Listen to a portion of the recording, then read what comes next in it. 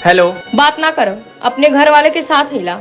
अब्बा बात करे कि हमके खत हिला ना, अपने घर वाले के साथ हिला। अभी बात ना करो, बाद में बात कर ले। यार हम तुम्हारे एक हफ्ते से सुना थिला अब्बे करे थी यार। 24 घंटा में से तोरे पास 5 मिनट भी टाइम ना है हमरे खातिर। रोहन करम न बाद में, अभी कुछ काम है। अच्छा, जब तोहार कॉल आवेला तब हम सब कुछ काम छोड़ देला, चाहे घर का काम हो चाहे ऑफिस का काम हो।